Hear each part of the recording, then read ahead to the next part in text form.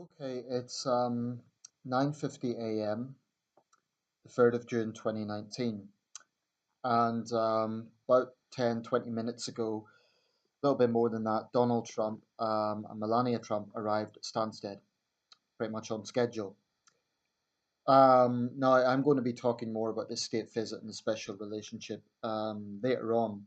I was going to do it in this video, but for this video, I want to cover a very specific thing, which is the tweet, right? Before Air Force One even arrived at Stansted, Trump's WMD, his Twitter, has has launched.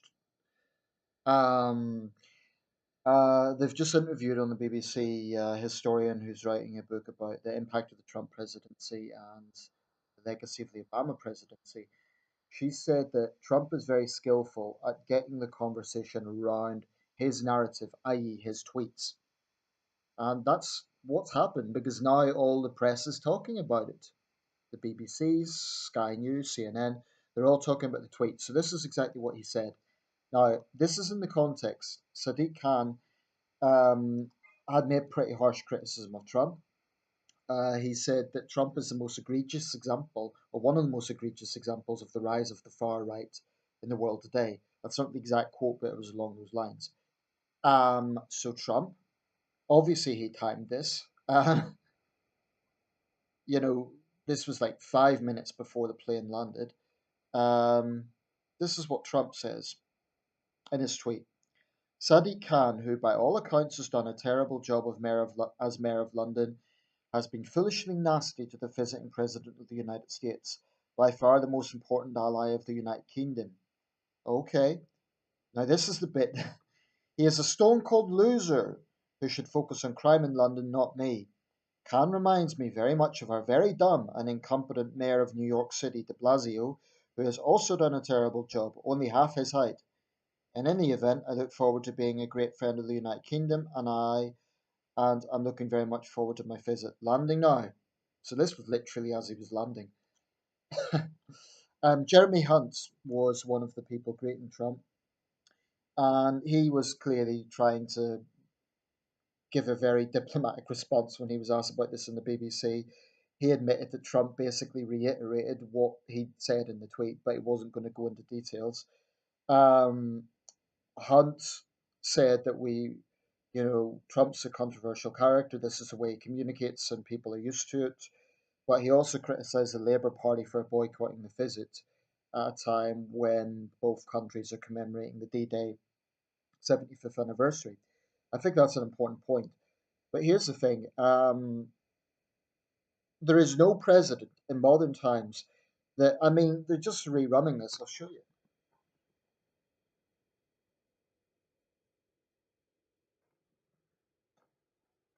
You know, to insult two mayors of two major world cities, but particularly the host city, only Trump could do that. I'm not sure if Putin would even be that crass. I mean, this is Trump.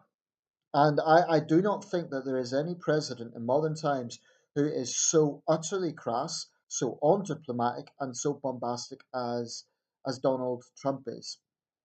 And I think there will be people who are critical of Sadiq Khan who say, well, what Trump said is correct about London's crime problem. Here's the thing Khan's criticism was pretty sharp. I mean, he basically called the American president a fascist, right? So that's pretty harsh criticism. I think Trump is well within his rights to defend himself. But Khan's criticism was political. Trump's criticism was petulant and childish. Stone cold loser. I mean, is that really the way a world leader should be talking? And only the most hardcore Trump supporters would be making excuses for that. So I'm not happy with that. I support this visit insofar as I think our ties with the United States run much deeper than any one president or prime minister, and I'll be adding more to this later on. But really, there are a lot of Trump supporters, and I understand if they're in red states in the United States. But Trump supporters here, you may dislike Sadiq Khan, but he is the mayor of our capital. And for Trump to come out with that just as he's landing, okay, you could argue that he's saying he's got affection for the UK, and I think he probably does, but it's just astonishing that the President of the United States thinks that's a responsible way to communicate just prior to a state visit. Now, like I say, Khan's criticism was pretty harsh. But why can't Trump rise above it? This is a president with incredibly thin skin. I think he loves these little Twitter feuds. Now, to be fair, Khan probably is aware of it. Khan is also equally to blame, maybe for making that sort of critique at this time when both countries are commemorating the D-Day anniversary. But I would say to British Trump supporters, really, that is not becoming of a world leader. He's arriving now in Winfield House, which is the impressive. Like, oh God! So I'll be adding much more to this later. I'm focusing more on the special relationship.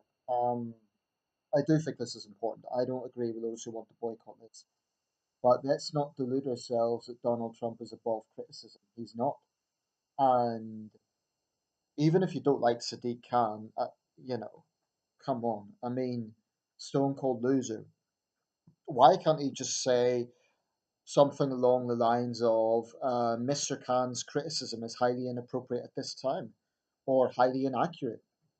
Why wasn't he, why isn't he be the adult? Because he's not. Trump is a 72-year-old going on 7. I mean, I've never seen a president this thin skinned, ever. There's very few other world leaders that are this thin skinned. So I value the special relationship, but this president, unbelievable. I'll add to this later.